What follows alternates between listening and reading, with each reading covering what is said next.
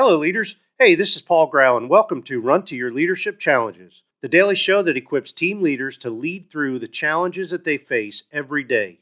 So, I'm still feeling a bit under the weather, but my right-hand man and editor, Neil, is going to set you up with a few reruns from Season 1.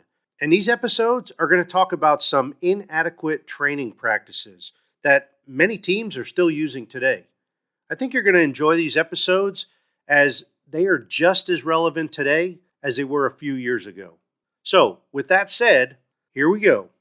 Hello, leaders, and welcome back to Day 4 of this week's challenge of inadequate training practices. This week, we're covering inadequate training practices that are commonly found in most organizations and specific actions that you can take to make a positive impact in leading your team in a less than ideal training situation. So, for the last 3 days, we've talked about the inadequate training practices of assuming, one size fits all, and no continuity, and how you can avoid these situations. Today, we're going to talk about the inadequate training practice of no accountability, and how this inadequate training practice can really kill any momentum your team members gain from training, even if it's quality training.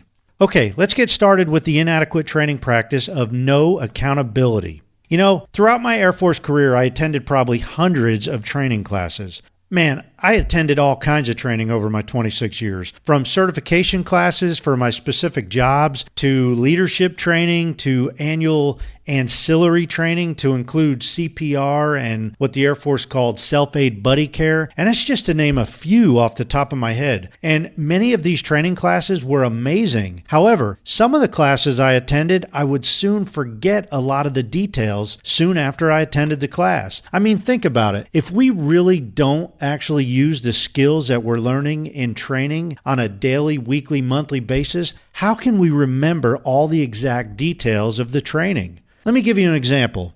Everyone listening has probably taken algebra once in their life, either while you're in high school or maybe in college. However, how many people actually use it on a daily, weekly, monthly basis, or even enough to remember all the rules to figure out those long equations, right?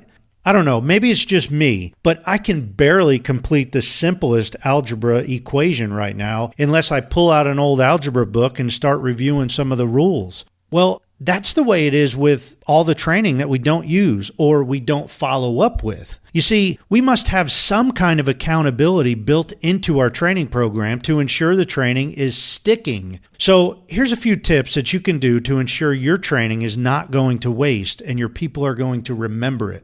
First of all, build in some kind of follow-up into your program. This can be a review 30 days after the training or every 90 days or whatever you think is required to ensure that your team members keep fresh on the items that they learned in training. You can even set up some type of official certification program that builds off the in-class training and development.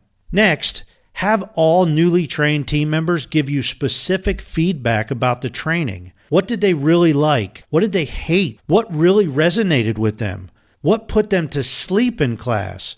Ask them all kinds of questions and have them document their answer. Then actually read the feedback that they're giving you and use that feedback to continuously improve the training based on their input. And by the way, that's one flaw that we usually have in our training programs. The instructors or the trainers think that they're in the best position to alter the training to work best for the trainees. However, the trainees are the ones that are actually going to give the best feedback to help you improve that training. Okay, finally, have your more seasoned team members have one-on-one sit-down conversations with your newly trained people.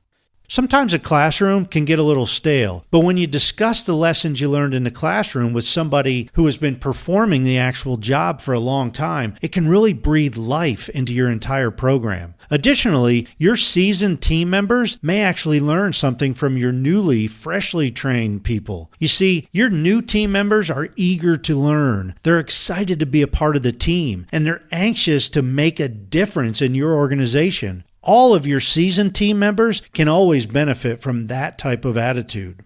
Okay, well that's it for today. Please don't forget to share this briefing with other leaders, especially your HR directors and your CEOs, so your entire organization can run to your challenges together. Thanks for listening, and until tomorrow, run to your challenges.